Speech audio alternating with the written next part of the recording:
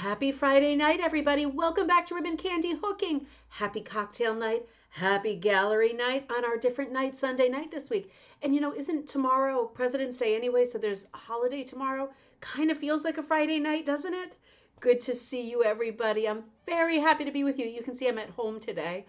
It's been such a busy weekend that I just could not drive anymore. Just not at all. So hopefully everything goes well here. Linda B, good to see you. Ready for gallery night? Gosh, it's such a good one tonight, too. There are so many slides to look at. So I'm going to really not run my mouth as much as usual and just go for it. Andrea, great to see you. Good evening. No booze tonight, just orange juice. Orange juice sounds great. I've got my Flights of Fancy cup with a little bit of, I think I'm having Chardonnay tonight. I'm trying to decide what I like. It's usually Sauvignon Blanc if I'm drinking wine, but I like something super dry and not sweet. And I'm trying this. It's right on the edge of sweet, I have to say. Mm. It's okay. It's all right. It'll do. Kaz, great to see you. Happy gallery night. It's been a long time. Thank you so much for your birthday card. My birthday is coming up on the 28th. You are right. You have a really good memory. Yeah, coming up on the 28th, 51. So it's not a big landmark year like it was last year. But I didn't fall apart last year either. I was absolutely okay. I was okay. Good to see you. I'm so excited to see what people have done too. Candace, great to see you. I have an email ready for you with design like opportunities. If you like any of them, I've been working like crazy on the designs for the design like book for Rug Cooking Magazine. And a lot of people are hooking some of them, and I really, really appreciate it. And Candace, yours, I have a few choices for you that are on the way, so that will be fun. Bonnie, great to see you in Florida, ready to have some fun and see some rugs. April, great to see you. I just got your message and I want to answer you back too. Great ideas for you too. Hello in Illinois. Linda H in Massachusetts, great to see you. Karen in Black Forest, Colorado, great to see you. I love, oh gosh, I think I meant to put it in the show. I love the way that the fairy tale, the Hansel and Gretel is coming out. Oh, I'm so frustrated I didn't put that in the show. We'll put it in the next show. Oh, Karen, I can't believe I didn't put it in the show. Oh, I've been really, really brain dead, to say the least. Shoot! All right. I'm so sorry. I'll make a post about that later because I want everybody to see that. And Karen has some designs that could be hooked for, Karen, I am so sorry, for the Design Like book as well because she did some extra fairy tale design. So I'm going to make a post about that on the page. I think that's the best since I dropped the ball. I'm so sorry. Leave it to me, right? Melanie, great to see you. A lot of you have rugs in the show tonight. All of them beautiful, of course, in Washington State. Jay, I can't believe you're still awake after doing the flea market this morning. Good job for no. He's probably like shh by now because it was an early start. Michelle R, great to see you in North Carolina. Jean, great to see you. I used yours as a thumbnail tonight. And it wasn't the finished one because I have the finished one too. It's just the one in process is so bright and colorful. It made a great thumbnail and gave us the idea that people were working on some of their projects still, which some of the slides tonight are that. Great to see you. Ryan, great to see you. Happy Friday. I've got two pieces of yours in the show tonight too. Sharon, great to see you in Vancouver. It's a federal holiday tomorrow here also. Okay, that's good to know. I'll be with you tomorrow. I might be here because the kids are home and we might be visited. We'll see. That sounded very ghostly. Joss is super sick with a stomach bug that Teddy had. It definitely isn't food poisoning because she's definitely got it. Oh, it's been rough. There's been a lot of undergarments just going straight into the garbage can, not even fooling around with washing them at this point. It's been really rough. Ted got sick a week ago today, and he's just better now. And Joss is really falling apart. That poor little angel. Hopefully she comes and visits us later. You have school tomorrow. And, oh, it's not a holiday, Kaz, in Wisconsin. That's funny, isn't it? Gosh, it's so strange. I was finding out this weekend too. I taught a class on Cape Cod. I did the multi-strand braid class, and we'll talk about that more tomorrow because I want to do mostly gallery stuff. But it came up that next week is a holiday, like in Massachusetts. Cape Cod's in Massachusetts, but not in Connecticut. And I realized that they took the holiday away a while ago, the February holiday for the kids, and I didn't know, or I didn't notice if this was the first year or not. And I thought, that's kind of rotten, I just feel that the kids, at least in this country, go to school so much. And I know that a lot of people work full time, and I know a lot of people need the school system there as a partial babysitter. but it just makes me so upset that my kids don't have it off and other kids do, you know. We're totally going to take days off. There's no doubt about that. If the kids are better, ditch days. But I just think it's so inconsistent when things work like that. Linda, great to see you. I'm looking forward to tonight too. Barbara, great to see you. I haven't seen you for a little while. And Van Stewart, great to see you. You're here. You haven't missed it. You are there. You are well in time. Mom, you got it. Good to see you. I love you. I miss you. Super beautiful creations coming your way. Oh, Earl Grey sounds so good, Sharon. Now you're making me want some tea instead of this wine. The wine just doesn't hit the spot. I'm just not into drinking lately. It's not like me. I just don't feel like it, you know? Kaz, I'm very happy that you said you liked my sweater because I have something funny to say. And since you are one of my personal friends on Facebook, and I hope that you all are, you're very welcome to friend me personally. Sometimes I put semi-naughty things up there if they're super funny. Never anything insensitive, of course. But yesterday I put up a funny post. I'm going to show it to you. It was a meme, or the day before, that I thought was really funny. I posted this off a friend's page. Right here it comes. I need this outfit so I can walk through my house and dust it. And I laughed. Oh, God, that is so ridiculous. Look at that thing. That must be so hot and ridiculous. How absurd is that? And then I was driving to Cape Cod yesterday, really sweating my somethings off. And I realized, I said to myself, am I kind of wearing that outfit? I mean, look at me. This is kind of the same thing, isn't it? I was absolutely, it is. Like, I mean, it's not as absurd, and I have shorts on and I don't have those stupid pants on, but I mean, I'm taking it off because I just put it on for that one little joke. I'm basically wearing the thing that I was mocking on my Facebook page yesterday, so I guess I'm a hypocrite after all, but whew, thank you, Kaz. That thing is warm. I'll tell you, it's like if you really want to do somebody in, you should gift them one of these sweaters that is like a carpet, like a walking dust mop. But it is awfully pretty. It really is. Thank you. You set me up well for that joke by accident. Deborah, great to see you. Your first time watching live. Oh, I'm so glad that you're there. And for gallery night too, which is really our best night of the month. It is the most fun to celebrate each other, at least for me. It took a minute to log on. You know, I think for me, I always struggle with logging on. When I'm hosting the show and it goes through a middleman. But if I try to log in to make a comment, and you know the way I am with computers, I can't do it. So when I'm trying, that's why I always say, oh, if somebody has a link, put it in there. Because even though I'm on, I cannot figure out how to log on to Google. I really need some help with like learning tech stuff. Robin, great to see you. Robin, I put the thing you posted into the show tonight. Bonnie, great to see you. Karen, I feel so bad. I feel so bad. I'll make it right somehow. I'll figure it out. I'm such a fool. I thought of a fun artist. Oh, Giuseppe Archimbaldi, something like that. The guy who does the food and the faces, is that guy who does like the sort of Italian faces and the cheeks are like, no, not, is it food or people? Now I'm confused. I feel like it's food and people. Am I thinking of the right person?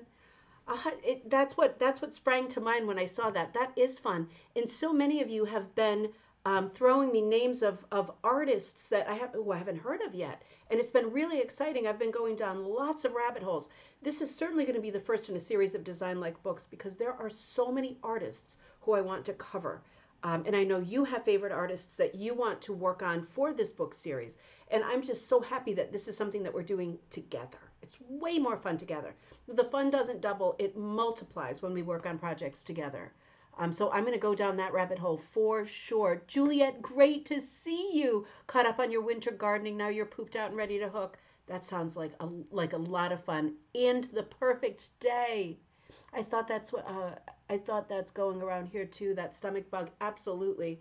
It's really slayed the children. Like it's been a week for a stomach bug. It's been just awful. We've got a lot of pull my finger type jokes happening, but they're not funny not funny at all right now. Bob, good to see you. Catching up. Stephanie, great to see you. Greetings, all 70s here in Arizona. That's great. Sharon, it is very nice. I did wear it yesterday, but I couldn't keep it on during the class. It would have actually killed me. Like I would have expired. It was so, so warm. All right, let's see. Juliet, it was funny. I realized it while I was sitting in the car. You know, it was like too late to pick another outfit. Texture with a capital T. It is, you know, and when I was teaching at a yarn store in Cape Cod, and everybody who saw it, I have to say, was like, "Oh, did you make that?"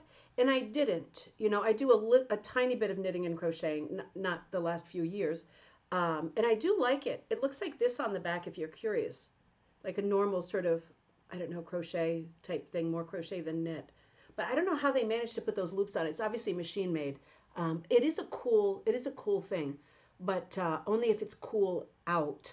Lisa, great to see you. You made it in time. Brenda, great to see you in Florida. Fruit and veggies. Okay, that's so it's people. It's not people on his face. It's fruit on the face. I'm thinking of that Peter Max or whoever illustrated all the Beatles songs. He did a lot of like Mean Mr. Mustard.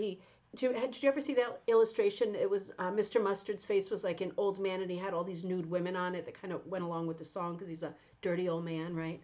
Um, and good to see you too, Bob. Great to see you. Thank you. And Pamela, good to see you. You're new there. Good to in upstate South Carolina. So happy to see you. You are super welcome. Great to see everybody.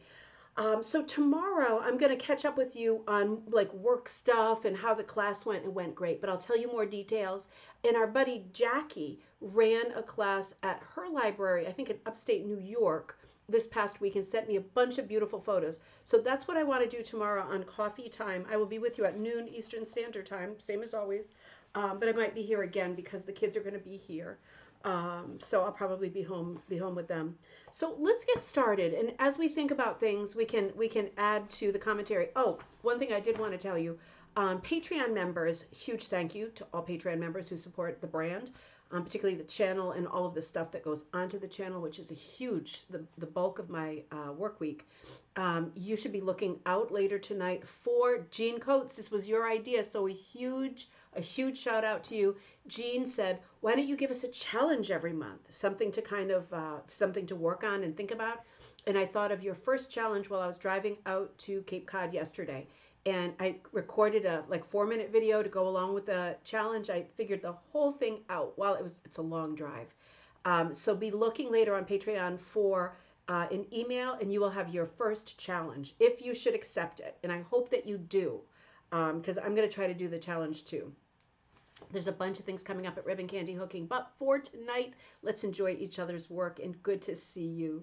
Pamela says hello to everybody. It's great to have some new buddies on tonight. I'm so glad. I'm so glad. I know I have so much to show you besides this piece of stupidity. So let's start here. Oh, okay. So this is I was going to show you this braiding tomorrow. I'll show you the braiding tomorrow. Let's start on gallery night with Donna, and I think it's pronounced island because it begins with a Y, like,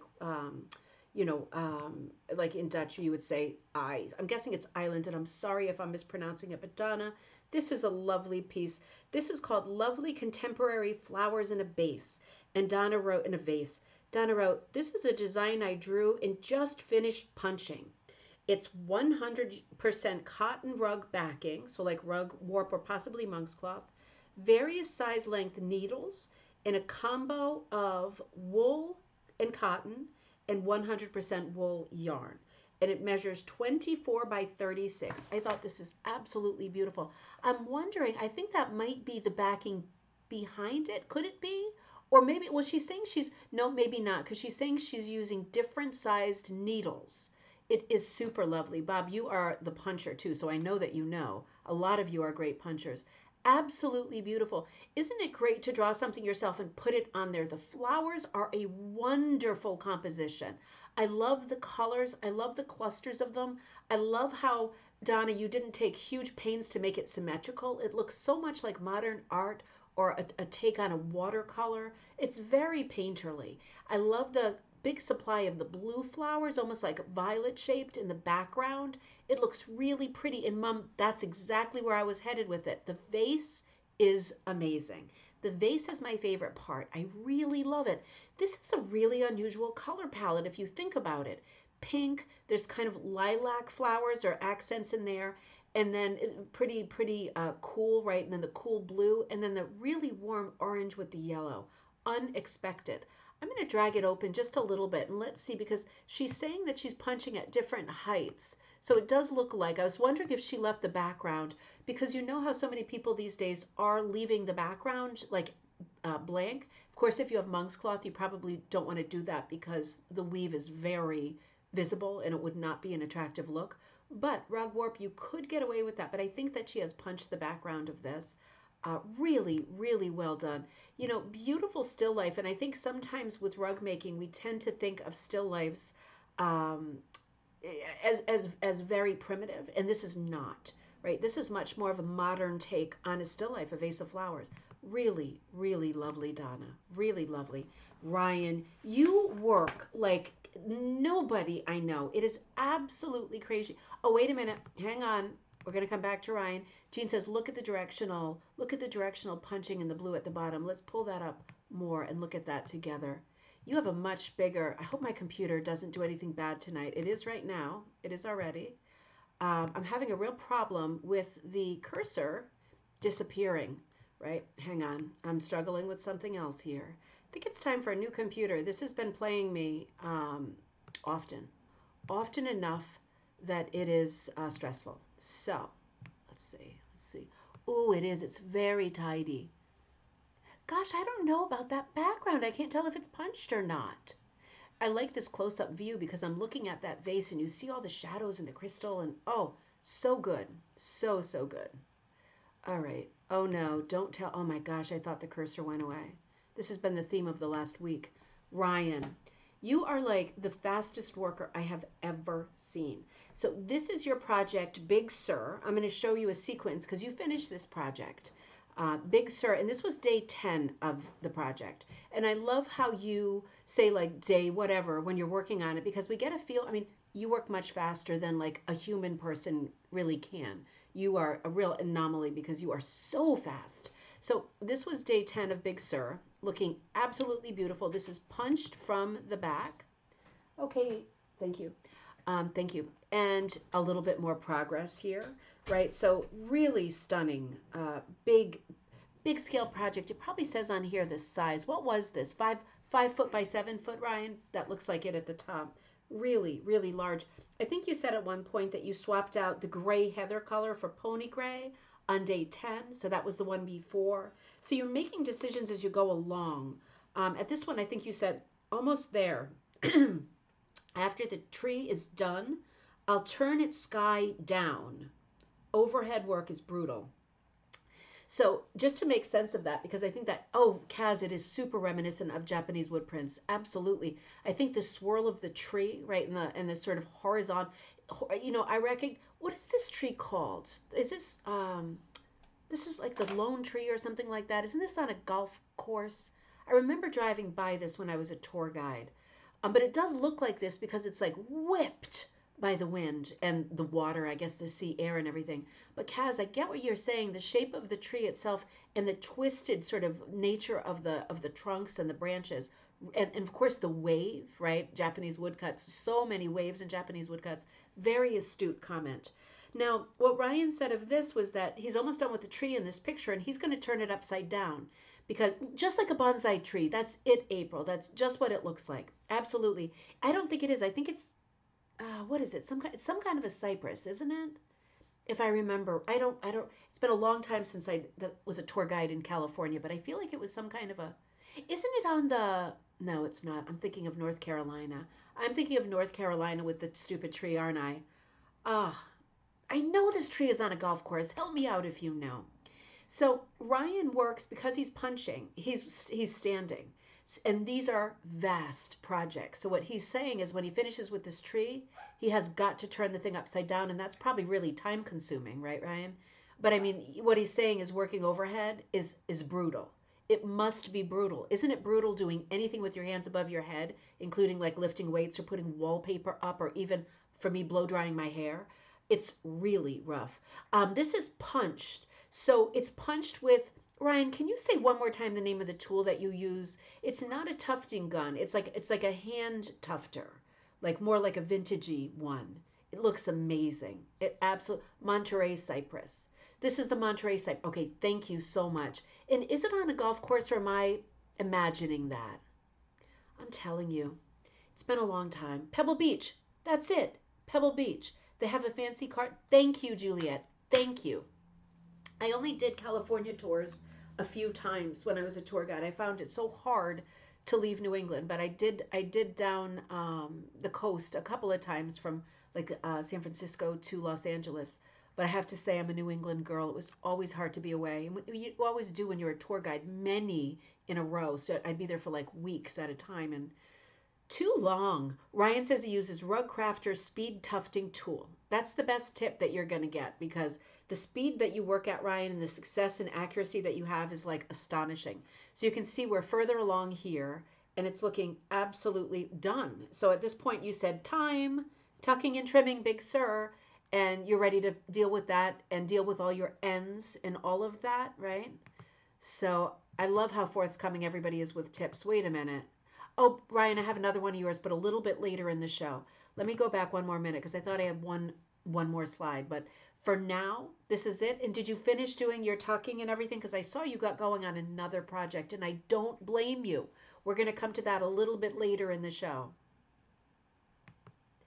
I'm reading your comments as we go too. Now, this is another beauty. Linda Byrne did this. A wow of an abstract sculpted piece.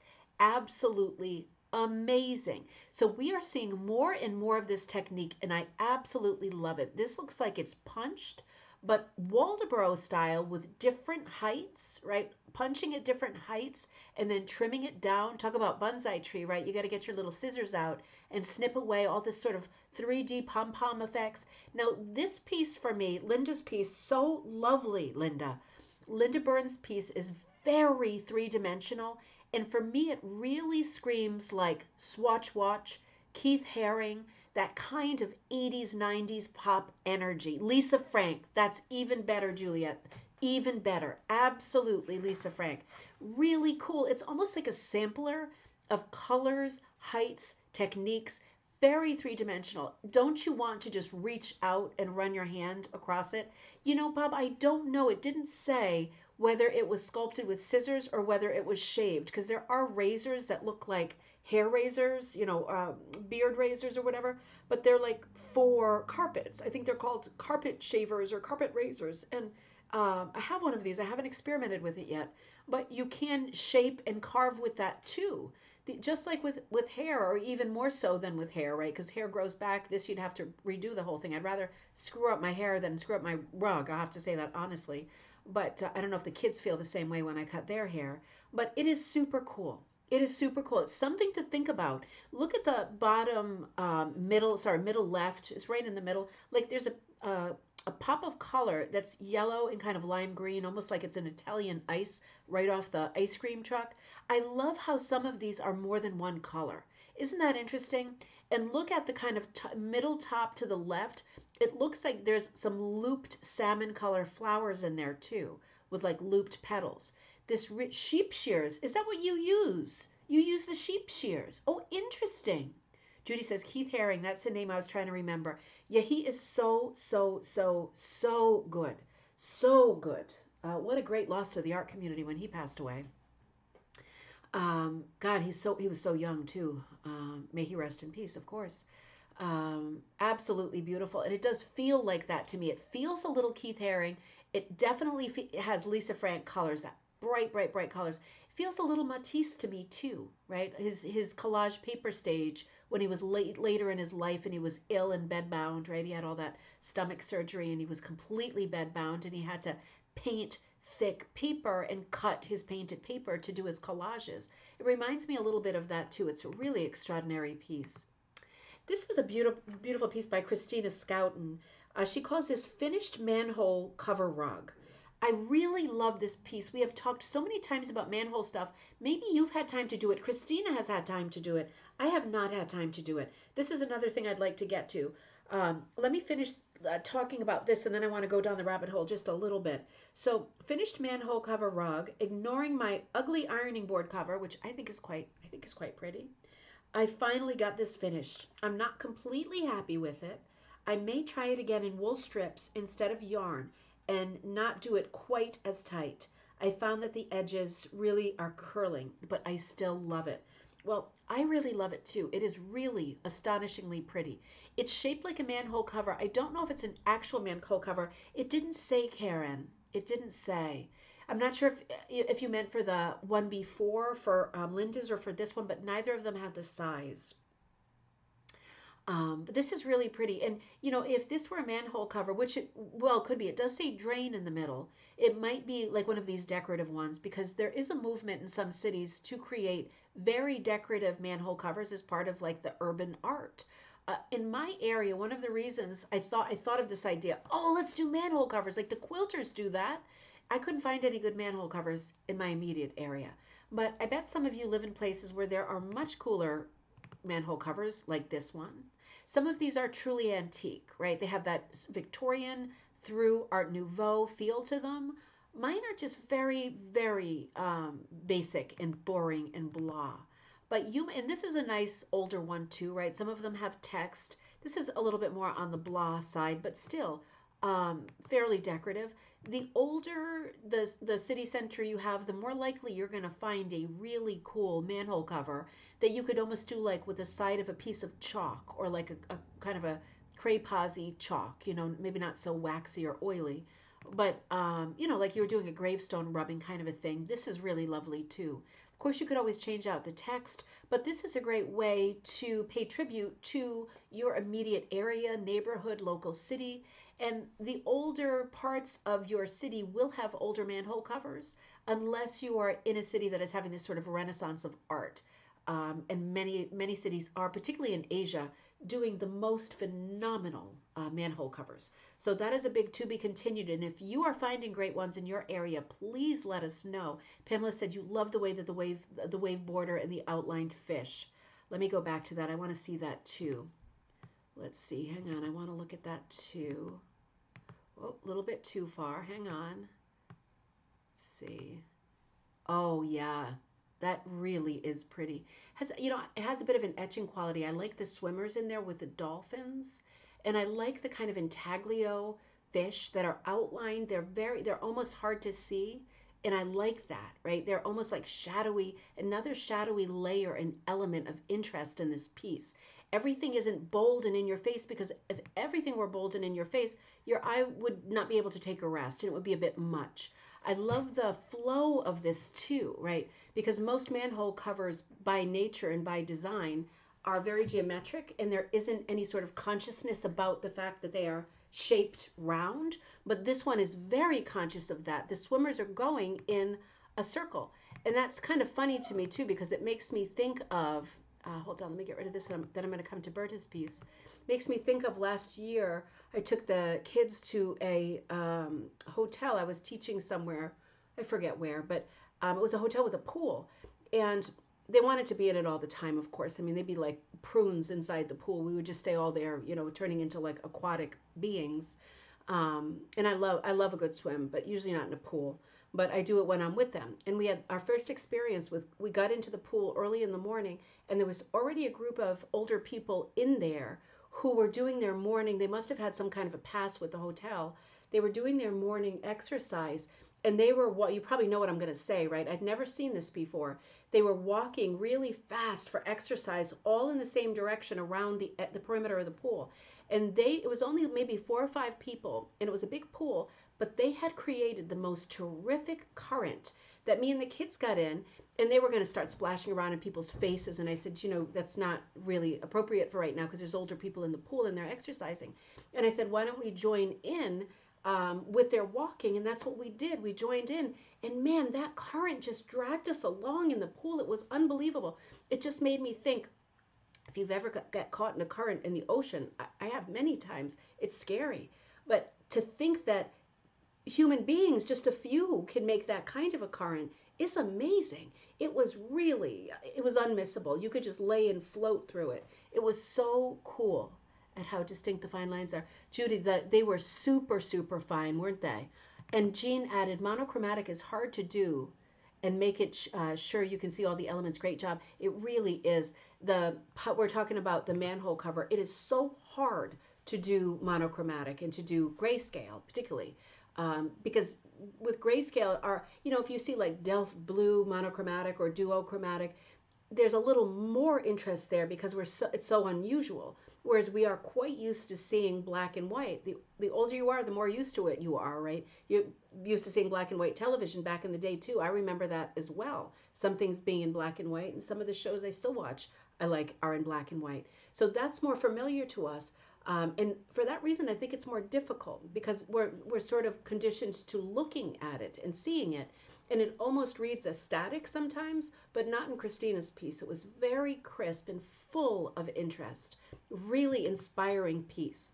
Here's another really beautiful piece by Berta Smith. And this rug is called Gone to the Fair rug. You can see that this one is in progress. It's an old tattered flag pattern. So pretty, so charming. So this is her latest punching project. And it looks like, I think she's punching it traditional punch, right? Not mini Russian punch. Gone to the Fair. So cute. I really liked this. It really made me feel like, you know, it's almost time for summer. It's almost time for those fairs. You know you're going to be getting a big shout out from me soon about submitting rugs to the Big E in Massachusetts because you can submit rugs from anywhere in the world. And hopefully they ask me to judge again this year. I want to see a full table of rugs. I want to see as many rugs in that huge country fair. It's one of the largest ones in the country. I want to see as many rugs in there as there are quilts, right? That is my goal for us. So I was looking at this and thinking, oh, it's almost time for these wonderful country fairs. And you know, that brought me to some of my stupidness, right? Because it is a cocktail night. So I wanted to ask you a couple of trivia questions based on the country fair. See if you know, because I bet some of you are in the states that these answers will fall in. So country fairs date back 200 years. Did you know that? I didn't think they were quite that old. I thought they were maybe 100 to 120 years old. I didn't know they were 200 years old. What is the biggest country fair in this country, the United States? Where is it? What state has the biggest country fair? Do you know? I'm gonna hold for a second while you think about it. That pig is so cute. All of those little animals were so cute, right? Oh, I'm just going to take, I'm so spoiled. I got a nice little, I mean, I just ate like a hog downstairs, but I got a nice little thing going on here with some pepperonis and, olives, so good.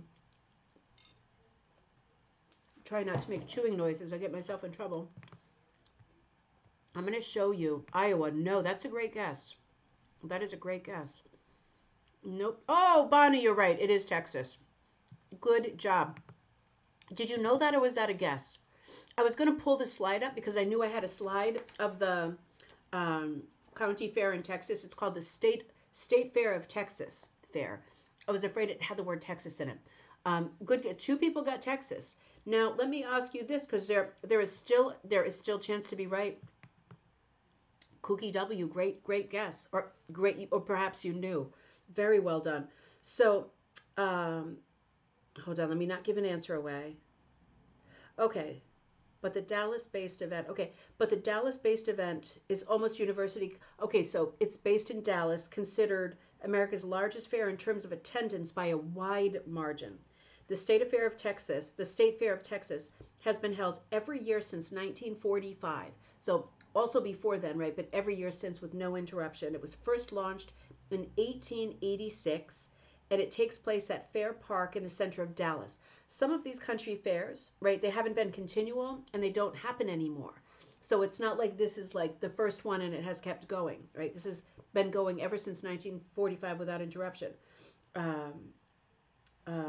So that is the largest state fair. I hope I didn't screw up the question on this. That is the largest state fair. So then what would be the oldest state fair, right? Because 1945 isn't that old. This is the largest. I hope I didn't screw up the question on that. See if you know which, and I'm going to move forward, but see if you know what state has actually the oldest state fair. And you can probably deduce this just because of location, right? Because it's been going on for such a long time. You know, Juliet, according to the website, they did. I don't know if that's true or not, but they're saying uninterrupted, and it was like a website that's constantly updated. So I'm not sure. I've never been to Texas yet, and I'd like to go. I have some friends living there. That was the first thing I thought too, because that's a lot of people coming together, isn't it? I bet they did. I don't think Texas observed many COVID restrictions. I think they had a lot more freedom for sure than other states. Illinois for the oldest. No. I'm gonna oh, Andrea said we go to a lot of country shows. Just booked for our first year in April. Kaz, you're right. It is New York. It is New York. I just want to say, Andrea, because you're in the UK, if you go to fun fairs and festivals, make sure you take pictures for us so we can look at them together. Anyone, anywhere, anyone watching, I'm just thinking because Andrea's in the UK, anywhere you are in the US or Canada or whatever country you're in, Scotland, take pictures when you go cool places and send them to me because we'd like to see where you go and what your haunts look like too, right? Love to see that. So yeah, the oldest fair, not the largest, is in New York. It's in Syracuse, and it was first held in 1841. That's like 20 years before the Civil War. I mean, that's crazy, isn't it? And has been held annually to the present year. I would say I would also question whether they held it during the COVID year. The second state fair was in Detroit, so the second oldest is in Detroit. Some of you are guessing that part of the country, Detroit, Michigan, and it ran from 1849 to 2009. Interesting, isn't it? Interesting. Oh, I think I had pictures of the other ones too. Let me just flash through them. We've got a busy night, but let's just flash through them. So this was Texas. This is, oops, this is New York. Oh, come on, really? So this is the oldest one. This is really large too. Isn't that beautiful?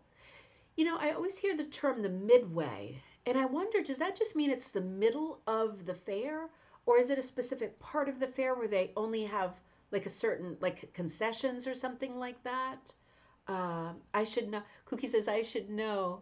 Syracuse is only a few hours away. We did not have any state fairs in New York.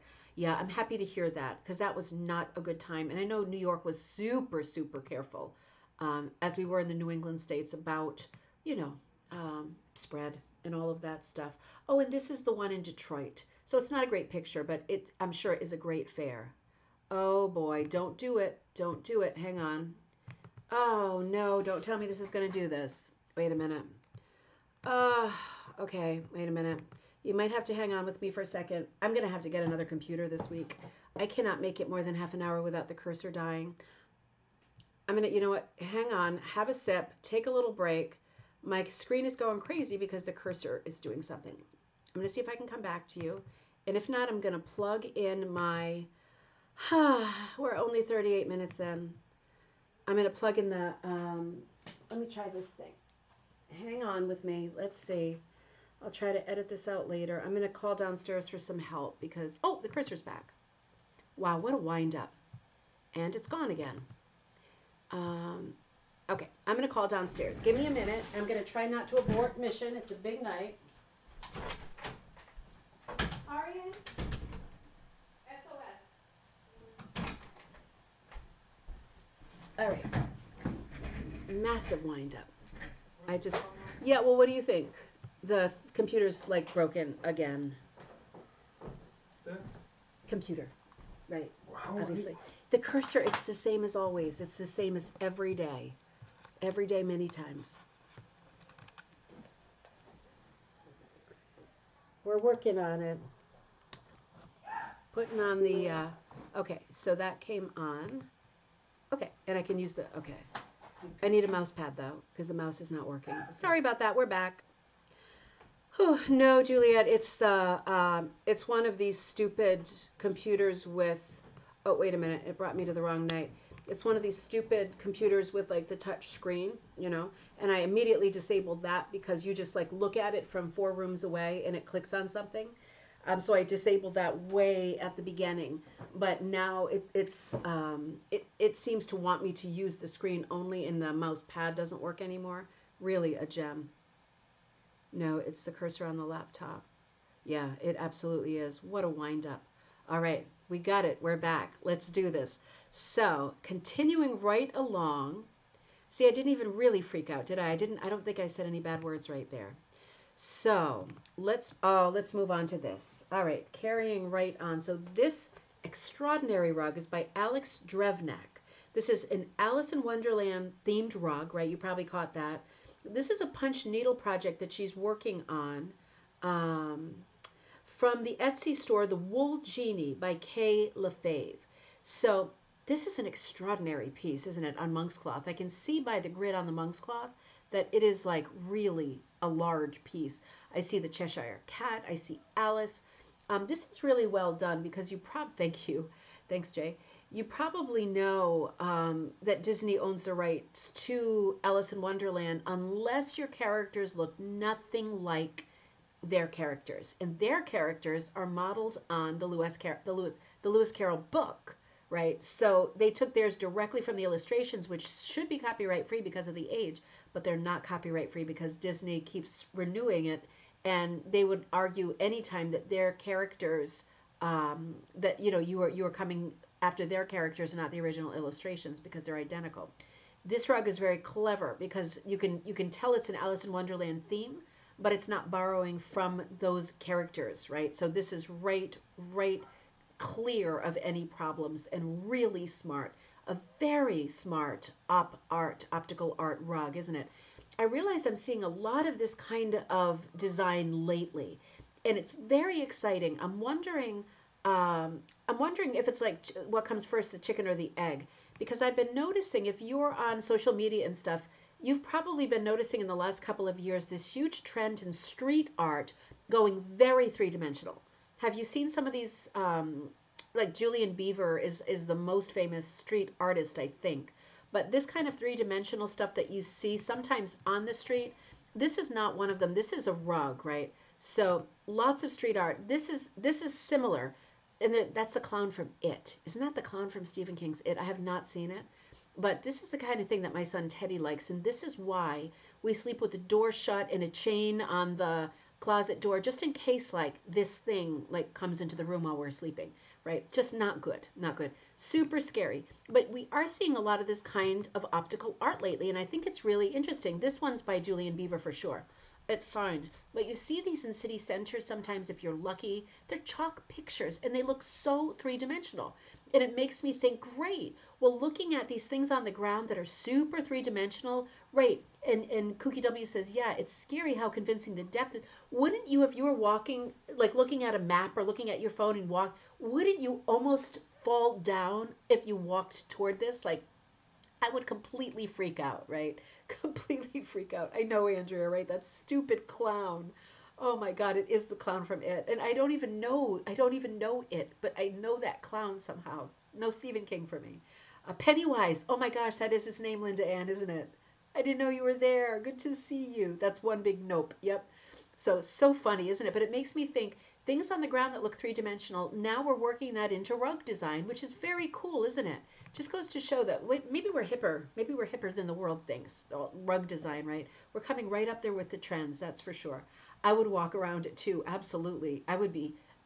And the weird thing is, when you see them, they're so. The reason that they have this great um, depth is because they're so long. So if you look at them from the wrong side, I mean, the picture will go like the whole block stretched out. It looks completely wrong from every other side except that one view, which is just so cool. I love to see pop art and optical art coming into rug making too, because it really is the next frontier.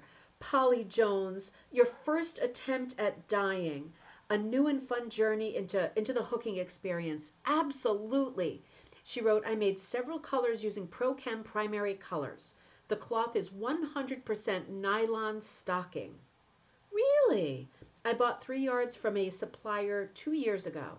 Now to find that supplier again. Oh God, do I hear you? That is the story of my life.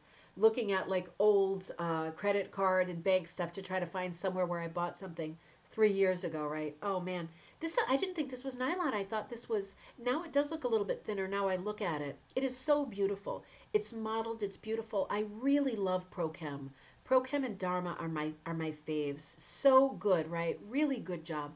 So much fun. Give it a shot if you haven't tried dyeing yet. If you're set up for it, if you can do it safely, right? If it makes sense for you to give it a try, give it a try. It's so much fun. And it's just controlling one more element of the process, isn't it? Right? And I know some people control all of it. Like you keep the sheep, you shear the sheep, you spin, you do all of it, right? You make yarn, you hook with the yarn, all of it.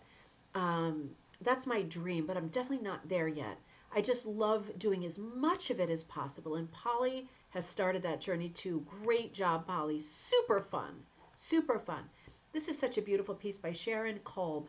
Really, really. I know, Jean, that was also a peaceful location, wasn't it? It was like put out a blanket and read. Yeah, and Pamela said, wow, that's amazing. And I can just imagine how pretty those colors will look when they're hooked into a design. Absolutely. And so satisfying hooking your own colors, right? Because you know, nobody knows, but you know, and it feels great.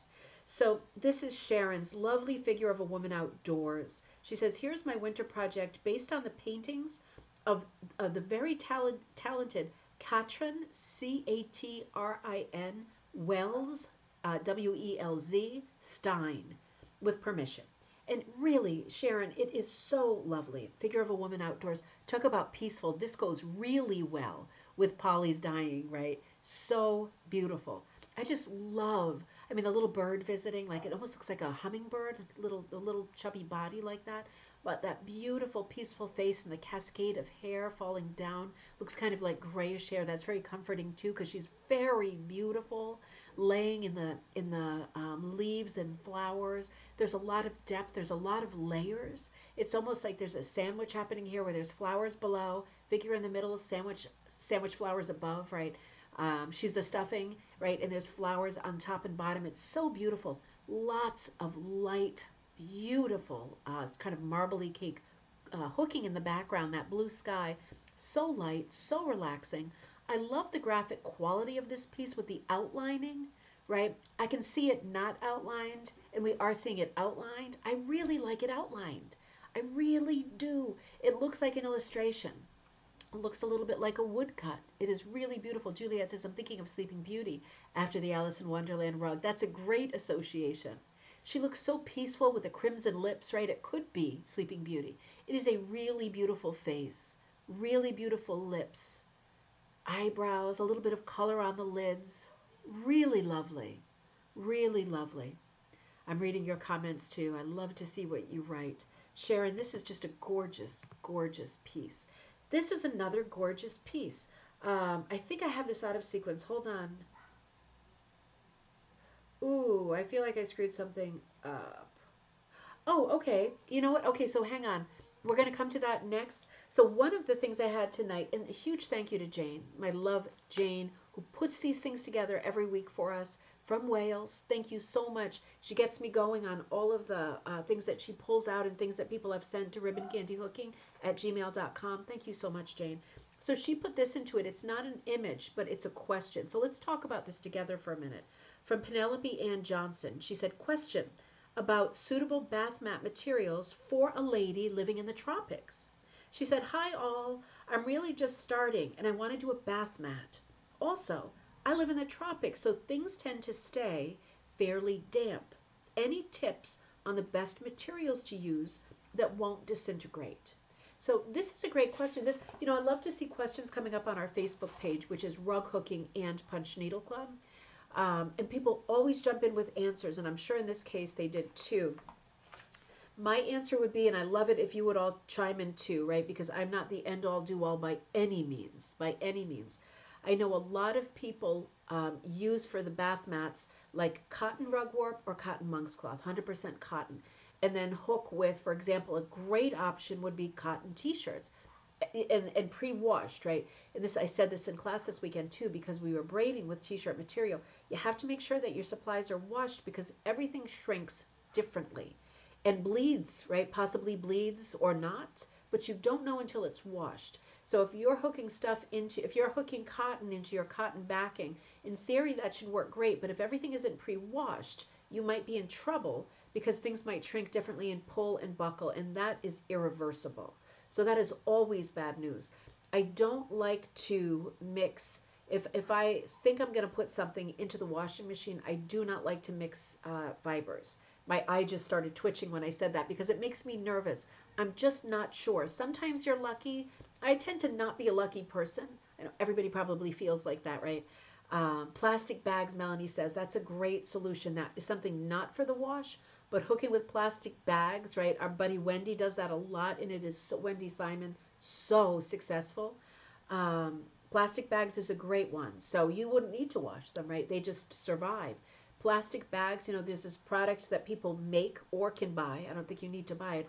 Plarn, it's plastic yarn, balls of cut up plastic bags that you can crochet with, hook with, whatever you want with. And that's a great solution because you know that that's waterproof. That's why stuff goes in plastic bags, right? Or you're supposed to bring your bags to the store these days. Does that mean you also wash the backing as well? Bonnie, I would. I would. I'd go, for myself, I'd go with rug warp.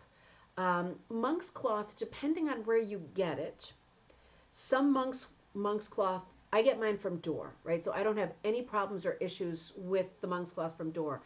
I have gotten monk's cloth from other places, and I never say names, and I don't want to be unhelpful, but I have known some monk's cloth to shrink and for the holes to close up so tight that it becomes difficult to work with at all.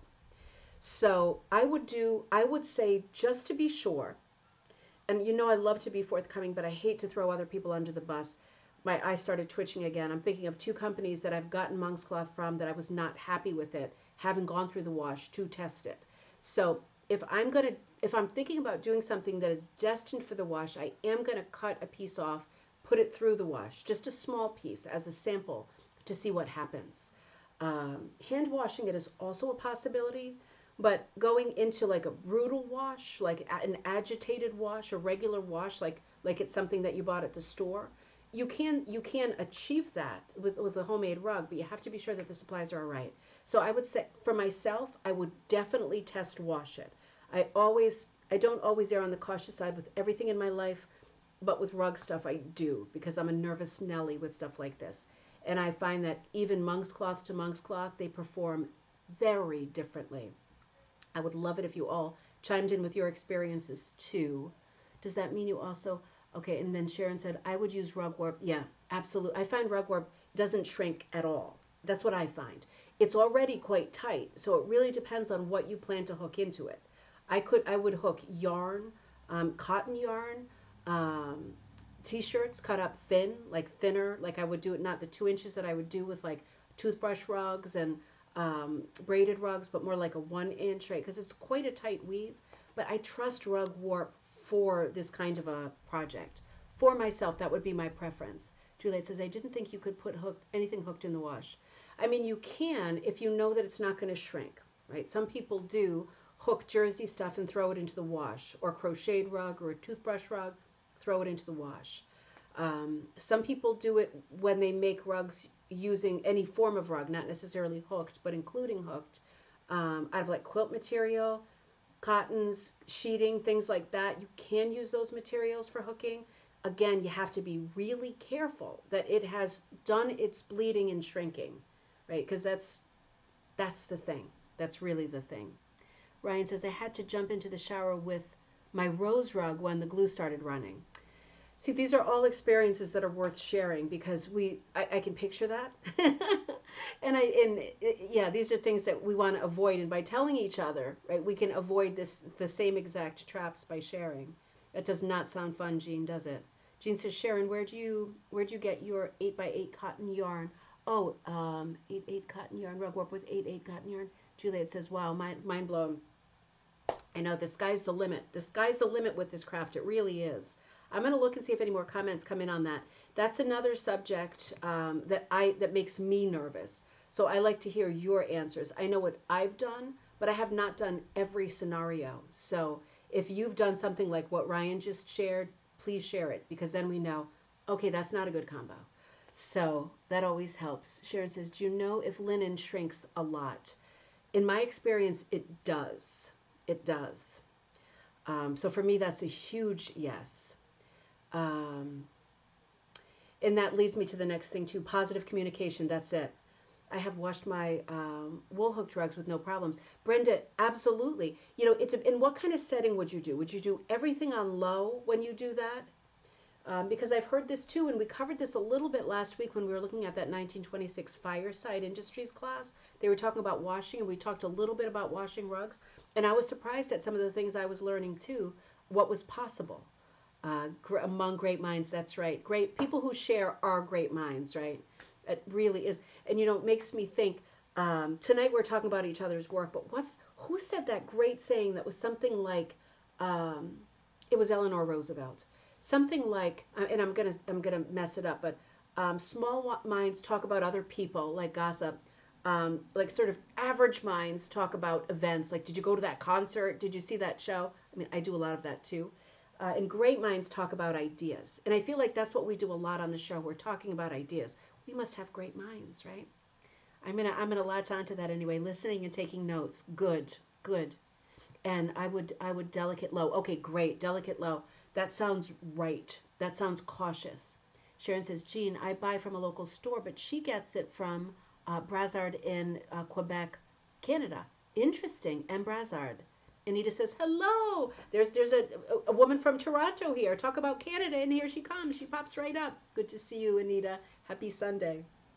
So I'm going to come back over here and let's keep going. Now, this is what, so Penelope Johnson was asking that question and it led to that conversation, which I think was helpful. Brenda added, yes, wash gentle, throw in the dryer a couple of minutes and lay out flat to finish drying. Perfect, Brenda. Thank you so much. That is super clear. Keep going with the note taking, right? Because this is really good information.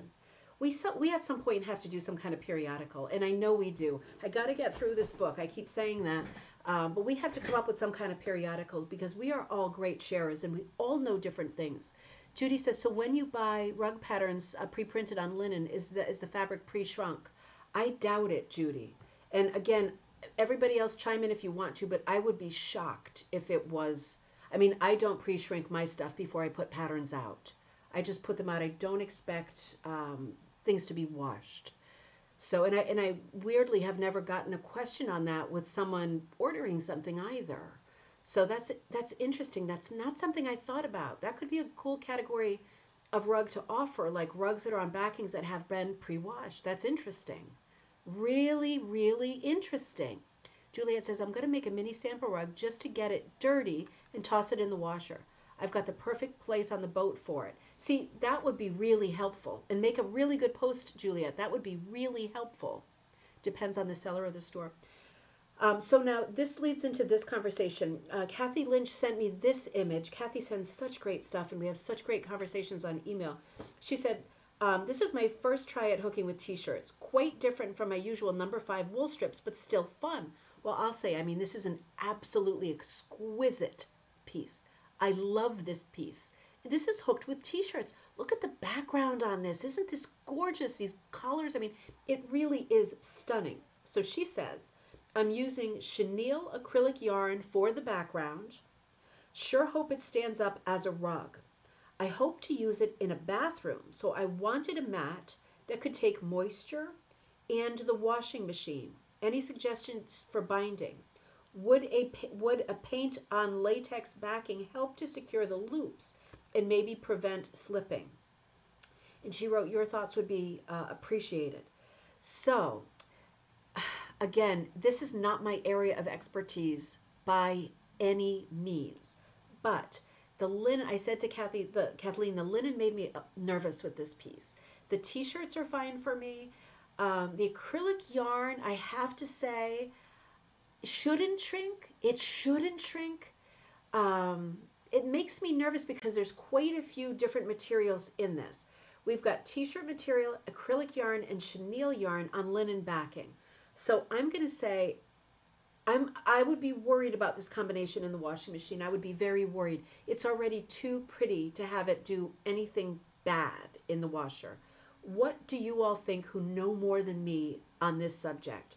What would you say about this combo? Because I want to get as much good information for Kathleen as we can because she's going to continue making this and we don't want to lose this piece, right, from history. This is a beautiful piece, a lovely design. So let's give her the best advice that we can. For me, my advice is it makes me really nervous. The different contents make me nervous and the linen backing makes me nervous. My mom says I would never have guessed t-shirts for the flowers and the birds. So, it's so lovely, so vibrant. And April said, Kathy, this is so cute. Love the colors and would have never guessed this was t-shirt. Agree, absolutely. I guess when the project is done, to see what happens. I guess when this project is done to see what happens. Yeah, we'll have to see. Don't use it in a high traffic area. That's true because it has a light background too, right? So these are questions about care are so tricky because I still feel like This is unrelated, right? It's only sort of close. As a person, I studied in college costume design and construction, right? I did a degree and worked in the theater. I was always surprised. I was often surprised at how different materials behave, both washing them, ironing them, everything. And I can tell you, it's complete.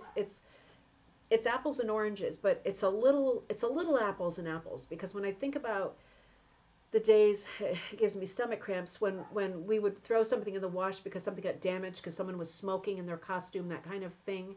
Threw something in the wash at a matinee that we needed for an evening show, and something super unexpected would happen with fabric content. Even knowing what the content of the fabric was and knowing how the washer performed in the dryer, um, I always found clothing, washing clothing, to be unpredictable.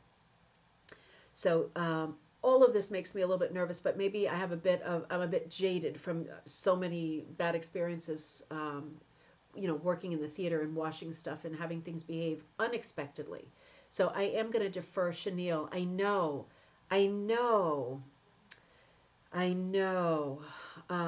Yeah, that made me a little bit nervous too, the chenille part. But when you think about it, sweaters can include chenille or they can be made completely of chenille.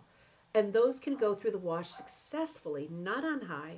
I don't know that I would dry something that was made of chenille. I don't know that I would have tried because I have owned like soft turtlenecks that are made of chenille yarn. I don't think that I put them in the dryer because I don't think that I would have ever trusted them enough. But if you know better, please let me know. Juliet says if the linen backing shrinks, won't that make it hold tighter? But then you could end up with packing and curled edges. So you could hook a little less densely and accommodate. You're right. So I guess my thought is if the linen shrinks, it would be a little, but would it be uniformly? That would be my worry. Because linen, for me, when I'm thinking about the way I used to wear linen clothes a lot before the kids, right? I don't wear that stuff now. It wrinkles immediately, and I don't have anything nice anymore. So I don't. But I remember it always washing it one time, like a nice like linen jacket or a nice linen pair of pants with a drawstring kind of waist, comfy summer stuff. I remember never being happy when I washed something linen with the way it came out. I felt like it was the kiss of death.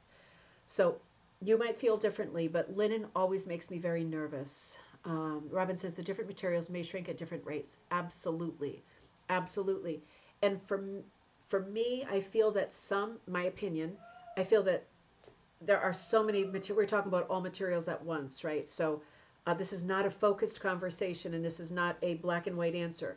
But different synthetics can wash differently even after the first time. So you wash them one way the first time, you get an expected result, whatever. You wash them again, you might get another result, right? They might not be done doing their final thing. So that's what makes me nervous about synthetics. I feel that they are a bit of a moving target. Melanie says, I've tried chenille and it doesn't hold up. It shreds and ends up with little bare threads. Definitely not in high traffic areas, and would be leery of getting it wet too. I have to agree with that. I am thinking about things like, chenille bedspreads, like vintage chenille bedspreads. Did people ever wash those? Because when you see them now, all chopped up for crafting in an Etsy store, they cost a fortune, and the chenille is in perfect condition. I'm guessing it wasn't washed. I don't know, but I'm guessing because when I think about what those bedspreads look like, you would think they would have been washed. But yeah, but then I would assume that they would be threadbare. I would agree with that. Yes, delicate, no dryer shrinking. There's a lot of feedback coming in on this. It's actually going faster than I can read live. So hopefully you all are catching this. You never know. Yeah, yeah. I make them for the ground, Bob says. So, yeah. Juliet says, I have no wall space. All my rugs are on the floor, including the gifts. If they love them and wear them out, I'll make more. That's a good mindset, definitely. Linda N says, if I wanted to wash a rug, I would definitely pre-wash the backing first, then use stuff that can be washed on gentle. That's just me. That's me too, Linda N. I think that's called taking it easy and being really careful. I would still be worried. Even though doing those precautions, I would still be worried, but I would expect the best. I'm just a worry wart with this stuff anyway. Sharon says, I would rather stick to wool, silk, and cotton.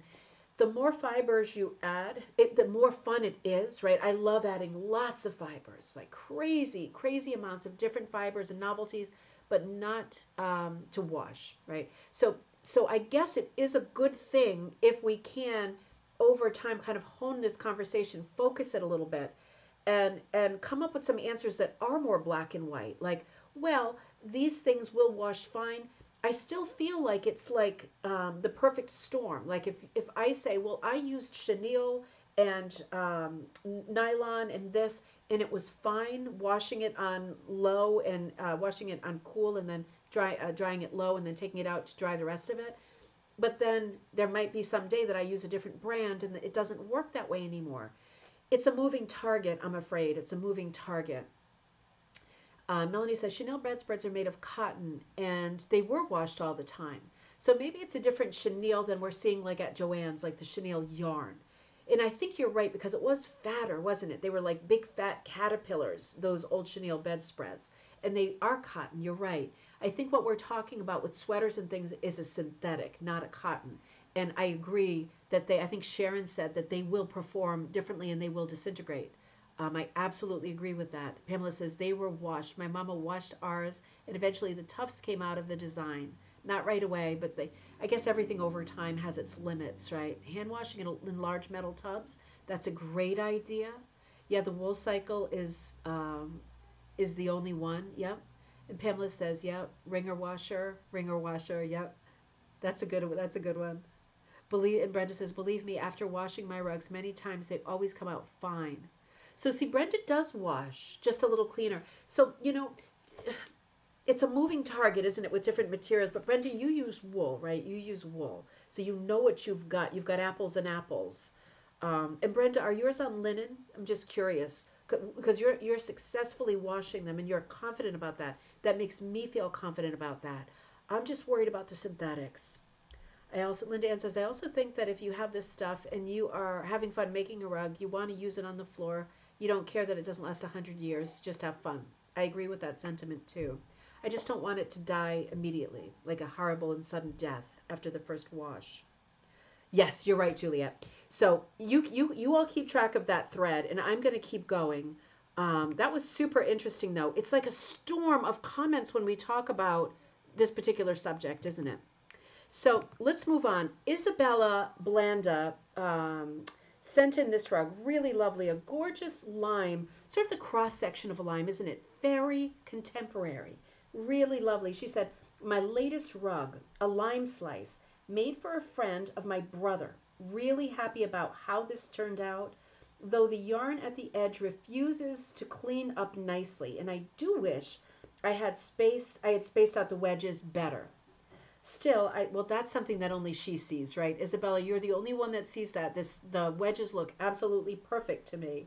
She says, still, I think compared to an orange rug I did a few months ago, this is looking a lot better. The hem did give me a little bit of trouble, but a good ironing got it pretty flat. So, I think I have a second one of this too. This is so pretty. I love this. You did the orange, it worked out great. You moved on to the lime. You're learning more, right? You're evolving your style. It is lovely. The technique is absolutely lovely, and you're fine tuning it, right? With every new project, you are fine tuning it. Ryan says, limes are yucky, but this is a nice rug. Absolutely, I agree with that. Jean, this is so pretty. So, so, so pretty. So you said, hello all, here is a picture of my rug that I created to donate to a fundraiser for a scholarship fund. I'd originally planned on putting petroglyphs in the rust color background, but when I hooked the design in, I felt like it competed too much with the main motif, so I pulled it out. Isn't that great to have the confidence to be able to make changes as you go? That's really, really good practice. I really wanted to highlight the Native American clown. I am simply calling it a Native American clown because different clans call the clown by different names. So I wanted to just keep it general. I'd already dyed the rust color and ran out because I didn't hook the other motifs in. Oh, I see. I see. I see. You didn't plan on that because you planned on the petroglyphs. I then had to figure out what to do with the small amount of space that I didn't have enough rust colored yarn to fill in. I could have dyed more yarn that really didn't, but I didn't have time in my schedule for that. My solution was to make quillies. Oh, you are smart. My solution was to make quillies out of wool strips and sew them on. I really think this adds something special to the background without taking away from anything in the main part of the rug. I love when we must pivot and when it comes out better than the original plan. Always be ready to pivot and change direction if needed. Absolutely. Amen to that.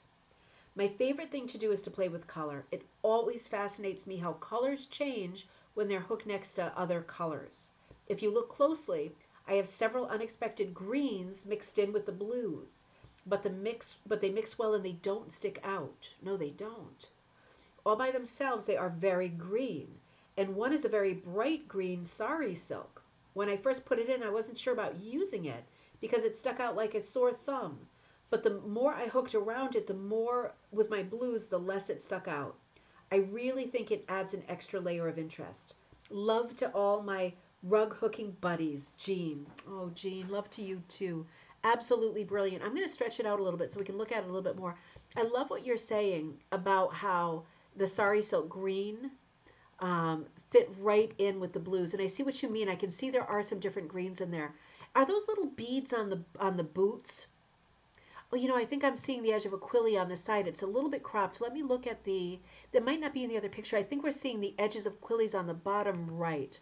Let's look at the one that you were working on mid work too. I like that you solved the problem with quillies. So I'm seeing a petroglyph here that got covered up because you felt that that was just competing too much, and that's a good call, and it is great to be able to make those calls. Is this like sort of like a is the clown like got like a medicine man pouch or something around the neck, like that kind of thing? And I'm noticing those dots are not on the boots here, so I'm thinking they may be little beads or something. Yeah, like Harley Quinn. What is Harley Quinn a reference to? I thought my only association with Harley Quinn is the Agatha Christie mysteries. Is there another association maybe that I'm not familiar with? Interesting. April said, love the details on the clown, love the ties on the arms and the legs and the yarn on the hat, beads on the boots. Same thing. April saying, or those beads on the boots. Really, really cool. Jeanne, this is such a cool project. I think we all are absolutely in love with it. I know I am. We are never going to get through all this today. I know it didn't help running my mouth about the laundry thing for so long. There's just a million slides tonight. April, this is a beautiful piece. April wrote and said, I'm so enjoying the Design Like classes, getting some great ideas. You recently took the story class, like making our own story rug.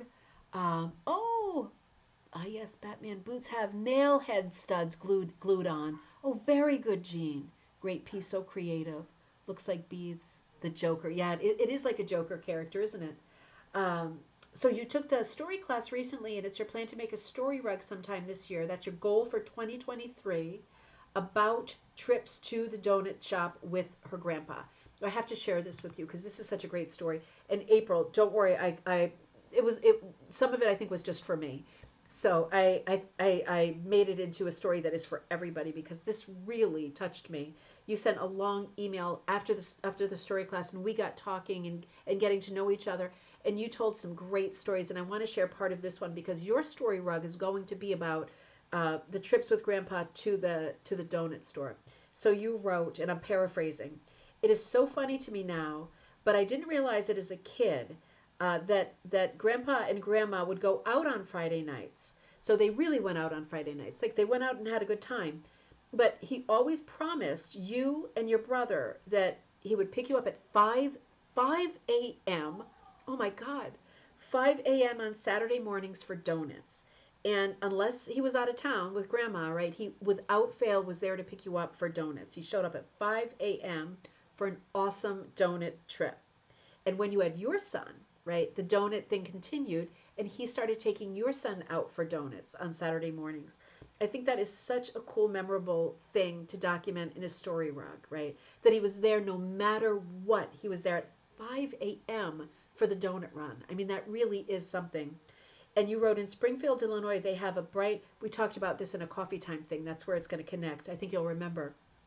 They have a bright pink elephant that has a cocktail glass held in its trunk, and it's huge. It moves around town on a flat bed trailer. Has anybody else seen this? I've never seen this, and I would love to see a picture of this.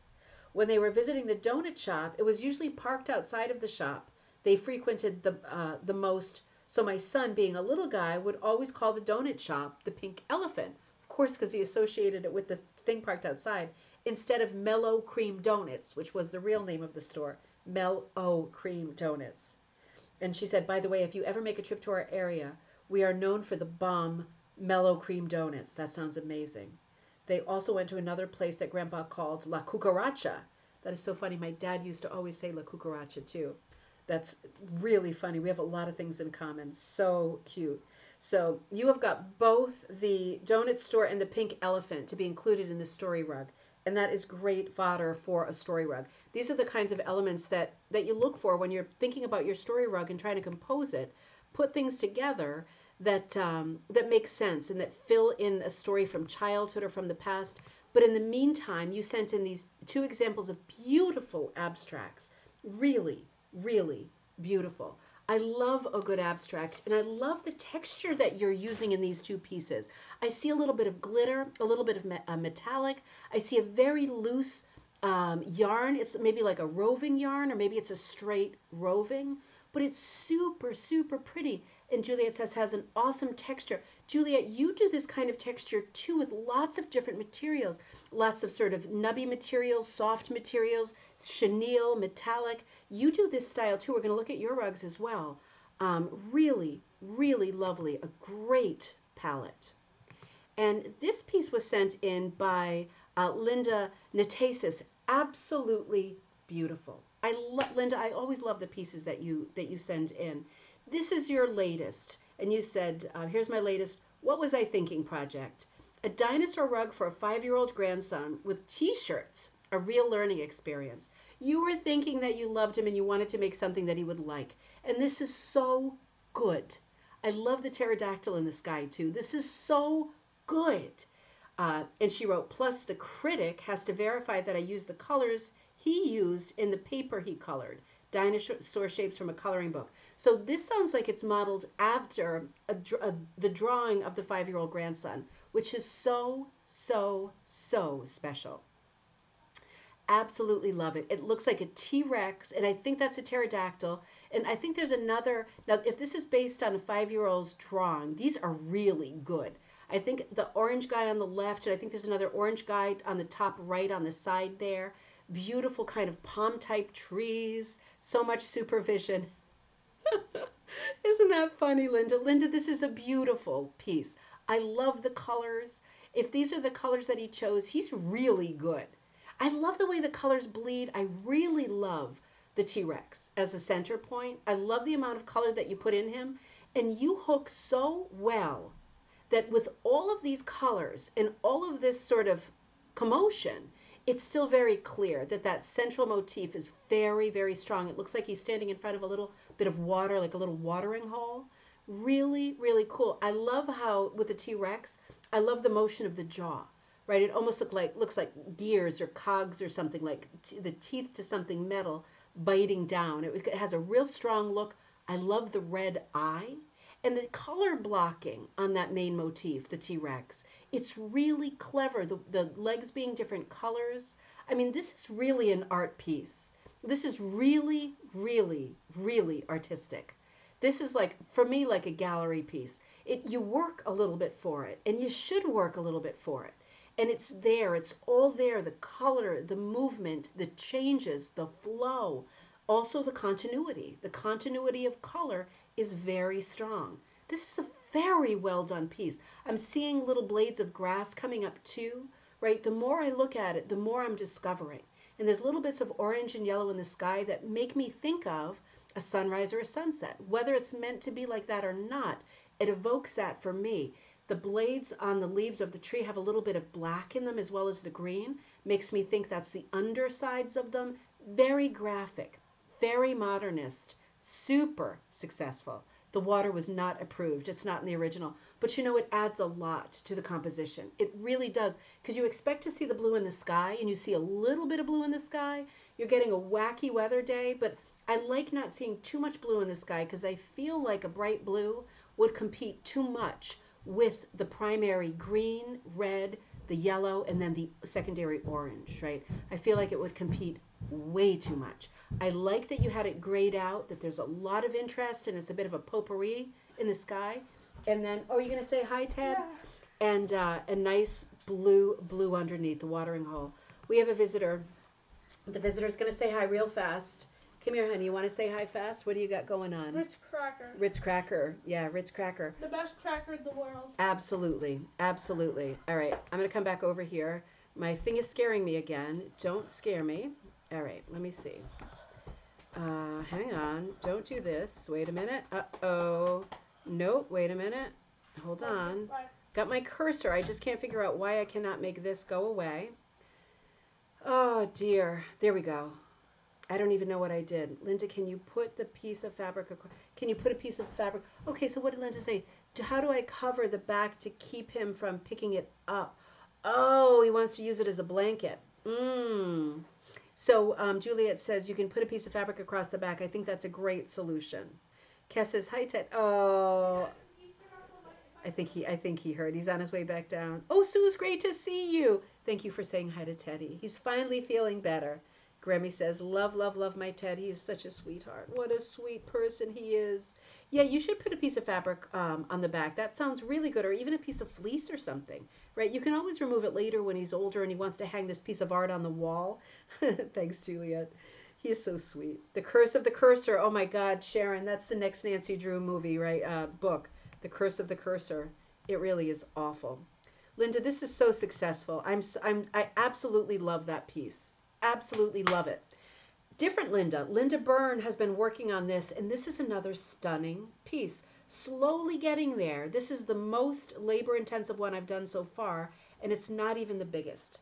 The Aida cloth, so we're going to say monk's cloth because the Aida is for needle crafts, really softened up as I went, and it's lovely to work with, surprisingly.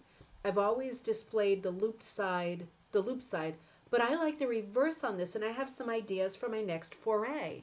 So absolutely, when you are, it looks like she's hooking, not punching. I might be wrong with this. It doesn't say. Let's look at the back of it, and we'll get a better feel for it. You know, she might be punching. I think she probably is punching. Now I think about it. I think this is the right side, right? This is the back side, being the right side if she's punching. Has a real Bargello feel to it, doesn't it? Very organic. Oh, where did you buy that cover? So I'm not sure that she is on. Linda, if you are on, please let us know where you bought that cover. I do see a lot of them on Etsy, and I know a lot of people go to the car supply store like Automobile and buy a steering wheel cover to wrap around, because that in theory should work too. And yes, Judy, polar fleece would be super soft and warm. That would be really, I think, really nice if he's using it as a little blankie, right? So, okay, so this is telling me punch because I'm seeing all those ends on this side. So I think she's punching this, and it really is coming out beautifully. So this is the side she's looking at, the working side. I also love the way that she is stapling it right onto a frame.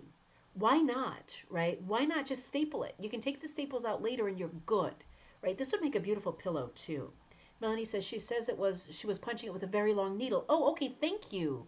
She was punching it with a very long needle. Okay, it looks quite thin. The yarn that she's punching, super beautiful. It could be acrylic. Lots of nice colors there. April says this is super neat. It looks like embroidery floss almost.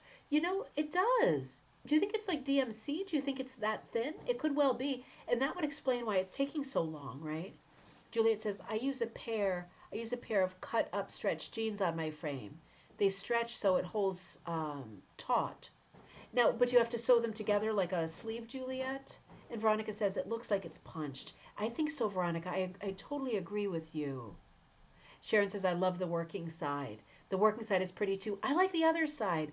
We always feel differently about these, right? Like, and it's different from piece to piece too. This side is really interesting.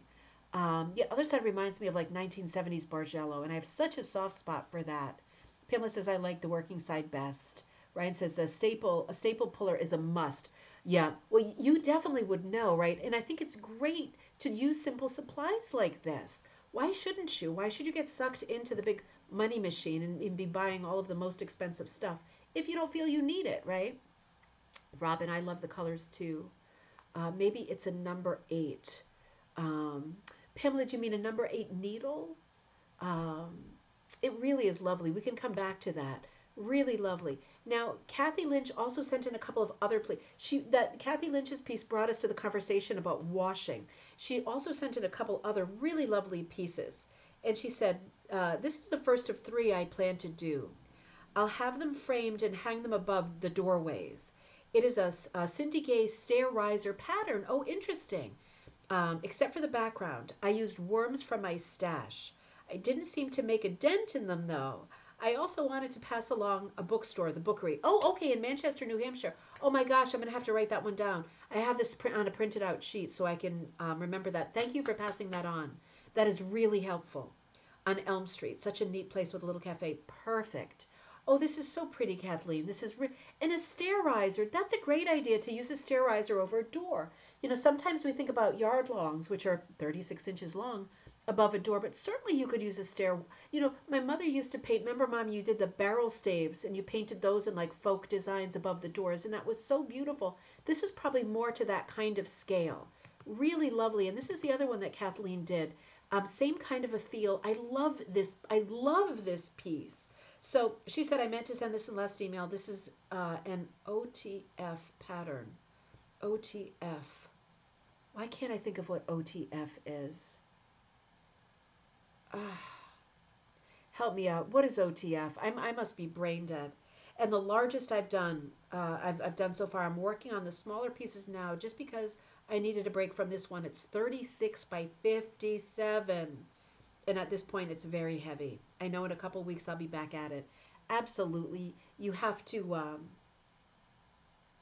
I almost had it. Something farm? Is it something farm? Gosh, OTF. You will certainly be. Oh, tattered flag. Oh my God, I knew it. I knew I was being a nincompoop. So I'm just going to use that as a placeholder. Old tattered flag. Thank you so much. Um, Absolutely beautiful. And if it's large and heavy like that, I could see how you would need a break from it from time to time. Thank you all. You are all so, so good. Good Lord. Absolutely beautiful, Kathleen. This is a to be continued, and I can't wait to see it when it's completely done. Has a beautiful kind of architectural quality, almost like a compass rose quality. I like the cross section in the center there. I like the whimsical quality of almost like a lotus flower, kind of a flower or plant, right? The flowering part of it. Nice combination of flowers and stars. That's very old tattered flag, isn't it? Really beautiful. And Mandy Cornish in Canada sent some beautiful work into this lovely piece. This is one of Joanne, I think it's Joanne Wood's pieces, right? That I carry in ribbon candy hooking. Welcome to the Woolbits house. Done in a very different way than I've seen before. Done differently than I saw Joanne do it. And I absolutely love this piece. Look at the like real curls for the clouds in the sky. They are just so beautiful. I love the patchwork, the sort of penny rug pattern on the house. You see the little cat face poking out of the window, and the bird at the bottom. It's just so charming. I just love this piece, and I love it in the grays. I think Joanne did it more in black, but I love the little embellishments, the butterflies. Love the cat. I love the bird at the bottom. I think he might be in the pattern. I can't remember, but it is so exquisite. And I love how the image part, like the sky, doesn't have a huge break to the heathery background in the text. I love the colors you chose for the text. It is really, really different. Really great. I absolutely love this piece. Meow. That is a cat button, I think, Juliet. That is so, so cute. My mom says, yes, the barrel staves were so lovely. We thought they might be too narrow to hook. Yeah, it is stuff, stuff that's that narrow as a barrel stave. I worry about it curling, unless you put some kind of support behind it, which is entirely possible. Just hanging it, I think it has potential to curl. So yeah, you have to worry about long, skinny things because that is the nature of long, skinny things. Cat paws, of course, that design is cat paw, right? Not really a penny rug, but cat paw. Good catch. Absolutely, Karen. That is so funny. That makes a lot of sense. Now, the joke is right there, isn't it? It's built in. So cute. So this is one of the ones that Mandy sent. She also finished Night Birds. This is another ribbon candy hooking pattern. This is an Alice Butler and Vic Hugo pattern. Nightbirds is humongous. Um, I'm trying to see if she. No, she didn't put the measurement in. I didn't put it on this one either. This was insanely large, insanely large. But she killed it, and she is such a fast hooker. This is just absolutely beautiful, and she's got her initials in the bottom, MC. Absolutely beautiful. I love Nightbirds. Why can't I view this broadcast in landscape? I don't know, Carrie. That's funny, isn't it? Gosh, I don't know. That is weird. This one is stunning. The complementary purple and yellow. Absolutely. A little bit Edward Hopper, right? A little bit like of that Nighthawks look, that nighttime New York City look. A little bit of Walt Disney, really, which is what Vic Hugo was designing toward. His dream was to be a Disney artist, but then the family ended up moving to Washington State, and that was kind of shipwrecked that dream. But he was always inspired by Disney, particularly the movie Fantasia. So you can see a little bit of that in the vibe of this. There are quite a few Alice Butler pieces that have this very unusual vibe. Spectators is another one that's real similar. But night birds, they're literally birds that are around at nighttime, including the bats hanging at the back of the tree. Very, very cool. Very jazzy, isn't it? Like an old time jazz album cover. Mom, you say it's night birds. You can almost hear the owls talking to each other and listen to their conversations. You looked it up, 28 by 18. It has a larger size too. So this was the larger size. I don't know if I have it on the website now. I should. I know I had some larger ones that I brought when I was talking on Alice Butler, and I still have them. But yeah, it also comes in a second size that's like the crazy. This is the smaller one is like the normal size, and this is like the crazy size. But I really love it too. Really love it. Mandy, you kill it with everything you do. Oh, this is another one. This is the one that you are working on now, and you've even gotten further. So this is the one you're working on now. This is still Mandy Cornish. This she is so fast, it's crazy. This is your sister's grandchild. So beautiful, and you're working off a photo. So this was coming out so pretty. You had it on your Chetty Camp frame, and you finished it up like in the time that we were chatting. And oh God, I just love this piece. It has a little bit of like a modern Holly Hobbie kind of feel to it, doesn't it? Like just the apple trees in the background, the subject of picking apples, that pretty pink shoe, half buried in the grass, that shadow in the grass. Such a beautiful, bright, warm, summery day. It looks so comfortable. The pattern in the skirt. Judy, you said that Nightbirds makes you think of the Neil Gaiman movie called Mirror Mask.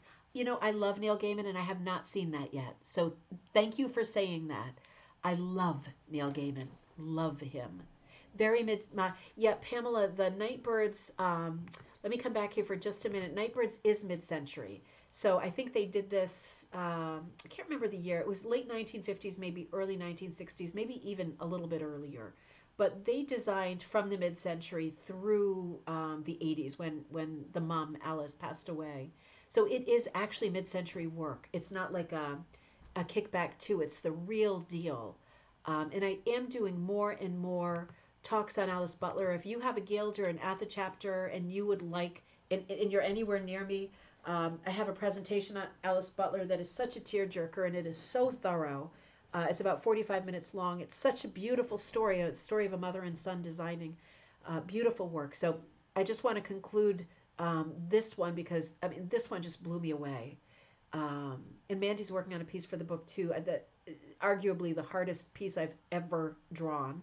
And certainly the hardest piece in the book, but she is up for the task. Don't you love the bright red apples here? Like some of them are darker and more shadowy, but some of them are so bright. It's just such a cheerful day. A little bit of sun hitting the tops of the trees, all the different parts of the trees. It's just absolutely beautiful. Little bit Holly Hobbie, a little bit Anne of Green Gables, right? And Mandy's Canadian, so that maybe isn't a coincidence. Absolutely beautiful. Kaz says, love the facial expression. Me too. Me too. It also has that like sort of mid-century 1960s child's face, right? The kind of the big eyes. Look, the caricature is really strong, and I bet it looks just like the child because Mandy is so good. So good, the sister's grandchild. Linda. Oh, Linda, you always send such great pieces, such fun pieces.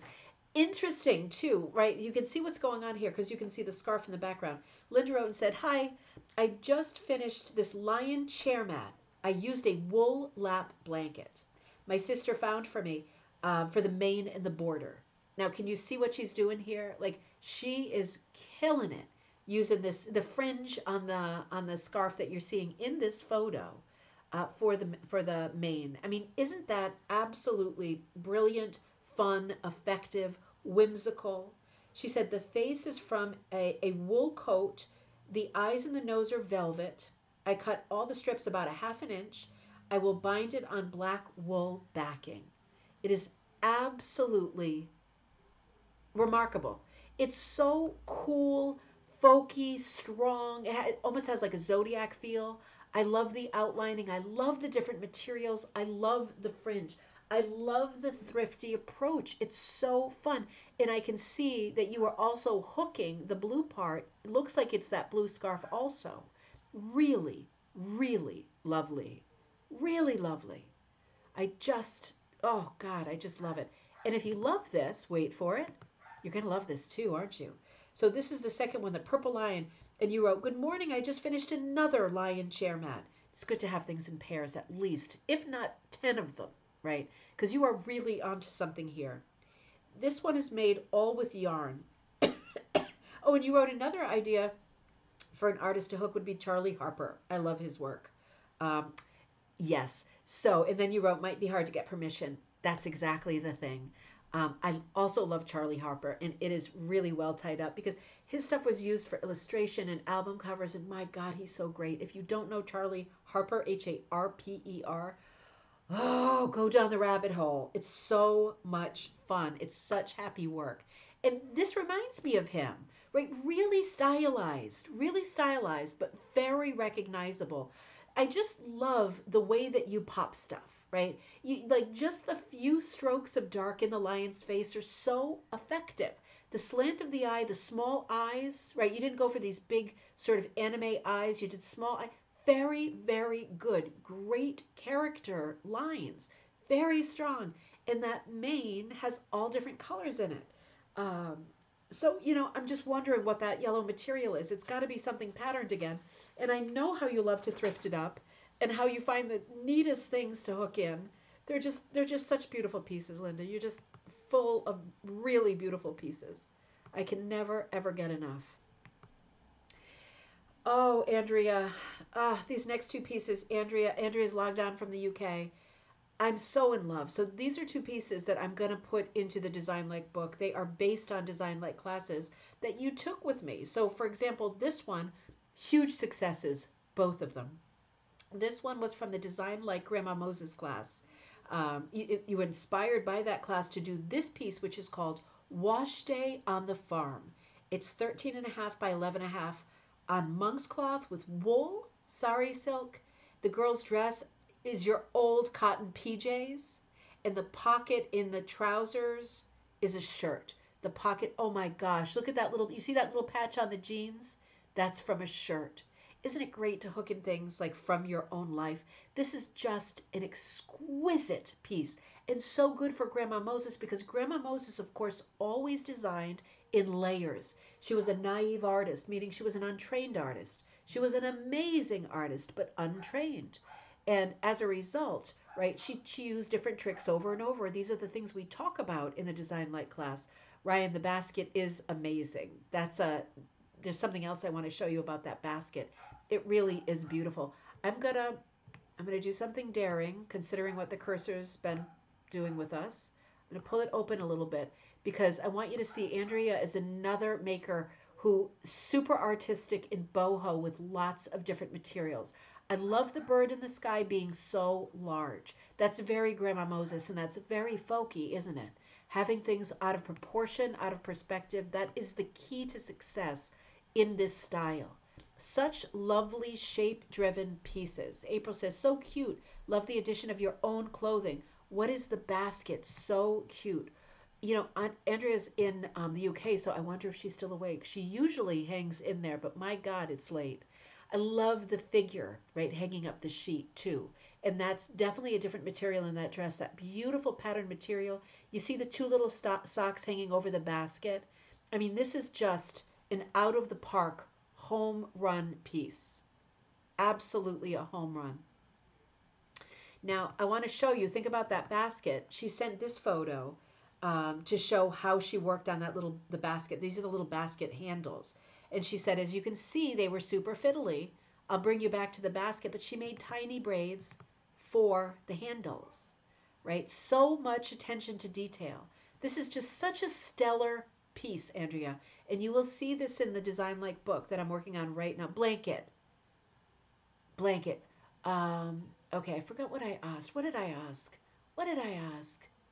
Oh, the basket's made out of a blanket. Oh, maybe it's like a little applique thing. Is that like a little applique? It must be, right? Andrea, you are awake. You are tough. Hanging in there. Good Lord. Andrea, this is just over the top. It's over the top. As is, wait a minute, that's over the top, the handles, this piece. So this is another of Andrea's pieces.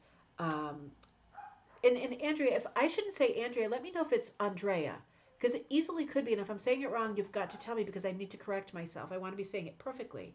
I want it to be as perfect as your work is perfect. This one was inspired by the tavern signs class, right? Design like the tavern sign painter or artist. And this was another great inspiration on your part. This is a 16.5 by 11.5 rug based on a prompt that I gave about where would you like to live? And you would like to live in the old thatch. So this building is called the Old Thatch. It's on monk's cloth with wool, roving cotton thread on the windows, twine for the thatch, using long stitch. This will have a rustic pallet wood frame. Oh, that is going to be so cute, that rustic frame. Absolutely beautiful. And you did with this one, Andrea, you did the Four Seasons, right, with the trees. That was what I loved about this. Is so British, isn't it? So English. It's that thatched roof, right? So reminds me of like Shakespeare and Stratford on Avon, and oh, just so beautiful. Such a hat tip to the place. And the seasons, right? The four different seasons of trees in the corner. Absolutely beautiful. You could be happy in the old thatch all through the year, right? All year, every year. I love it too, Michelle. It is so pretty. I am so proud to have these images for the book.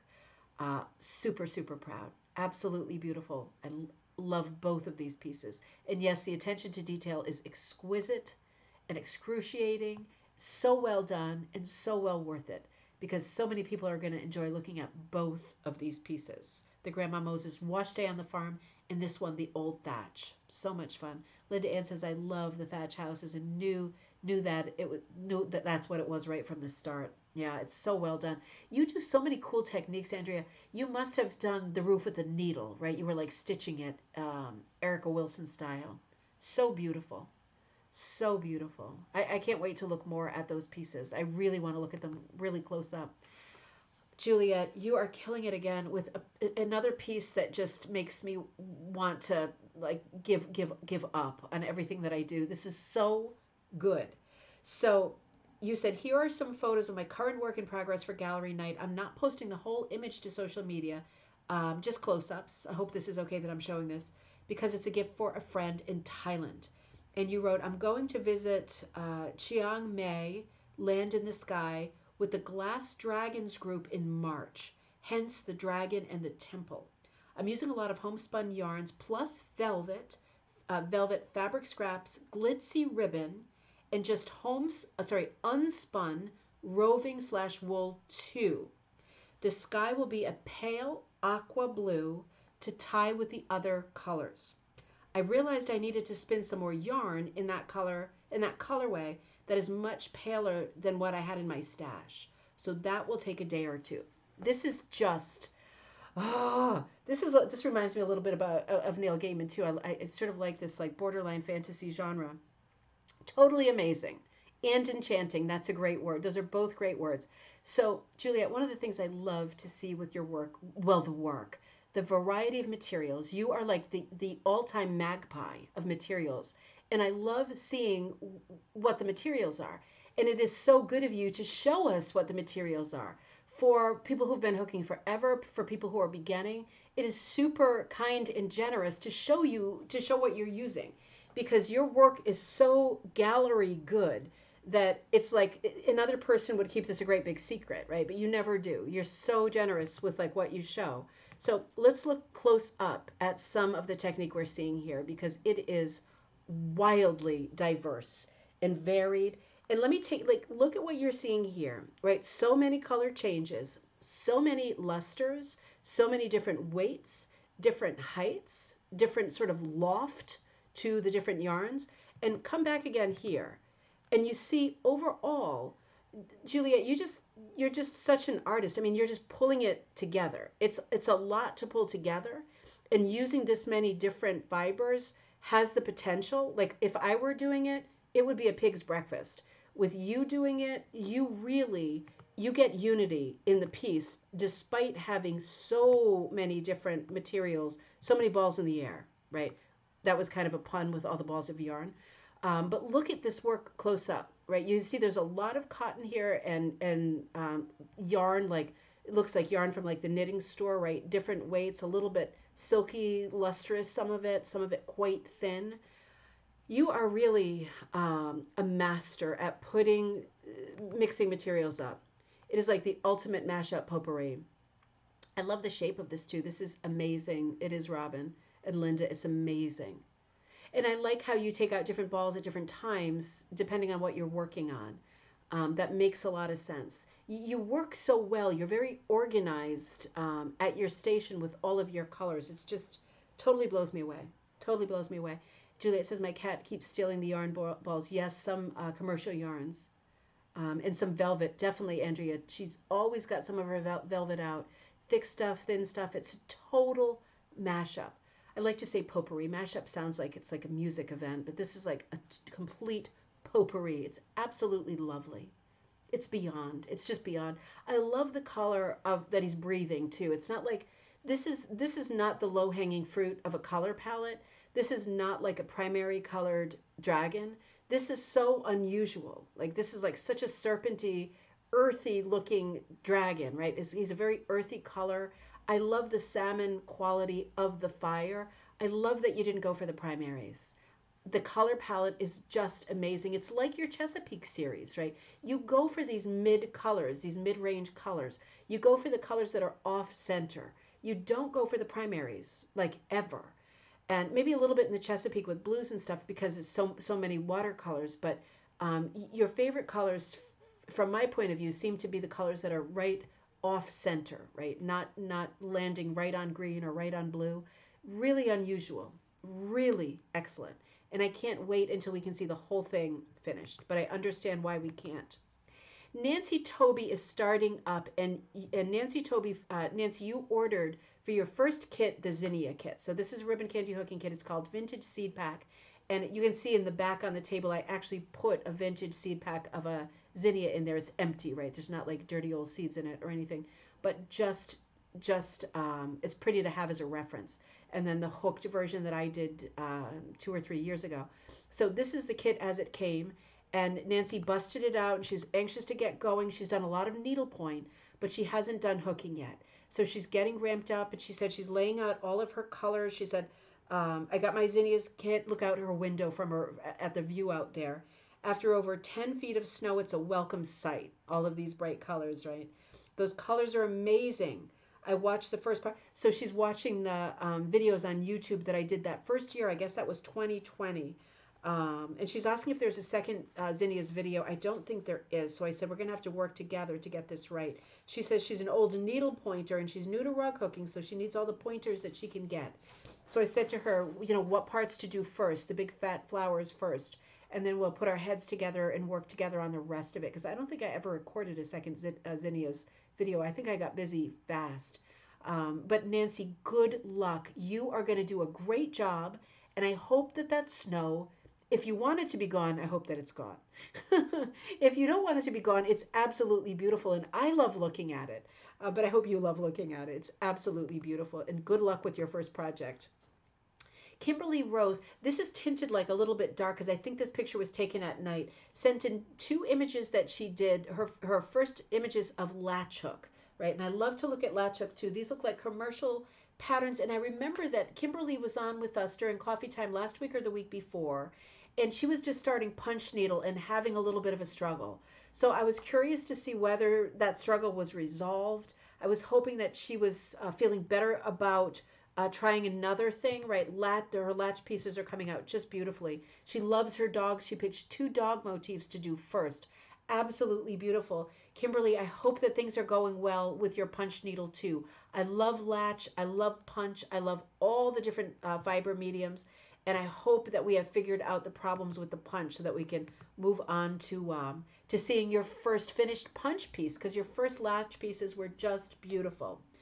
This is Fish Kite, another Alice Butler pattern from Becky Burrell. This is so beautiful, so beautiful. 18 by 25, this one, and this is a ribbon candy hooking. This is one of the Alice Butler patterns. You said this one was on rug warp, just finishing it up, and you're giving it as a gift. You love the Alice Butler patterns, and I do too.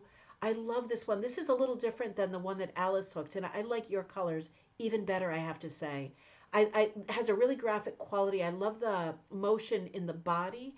I love the color change in the body. You are a super expert. I don't want to forget to say, this is like masterfully done. The color changes in the background, right? I mean, this is really an unusual piece because the background is all neutrals, but lots of color changing within the neutrals. And then the fish has a lot of cool colors, from the different turquoise blues and aquas to the teal. Really unusual color palette because we're looking at a warm neutral, but this is I can't think of any other piece I've ever seen that has this color palette to it. I think this is just astonishing. The scales are beautiful. You're right, Juliet. I love the motion, the decorative sort of. They look kind of like little tadpoles or something. The little black things with the kind of bulb thing on them. I know they're. I think it's a reference to a tadpole, but they're so beautiful, and color wise, I think they're exquisite. Look at the border on this thing too. I mean, talk about masterful. This is so well done, Becky. It's crazy. It's crazy. The motion in the water. I mean, this is all part of the pattern, but when I look at yours, it's very different. And I really love it. It is a rich selection tonight. It's very different pieces. Masterful, absolutely. Hi, Monique. Hello in England. You can't sleep, but we are here to keep you company. Oh, I'm sorry you can't sleep. That's me every night. But we'll keep you busy for a few more minutes, and then maybe you'll have a good night's sleep and be filled with dreams and inspiration, right? Becky, this is just over the top. It is so beautiful. Now, I wanted to show you. Ooh, birds. Do you think that was birds? You know, it could be. Fish kite. Oh my gosh. You know, you're right. It could be. I think I have the orientation wrong, right? Oh gosh, wait a minute. What just happened? An error occurred. Oh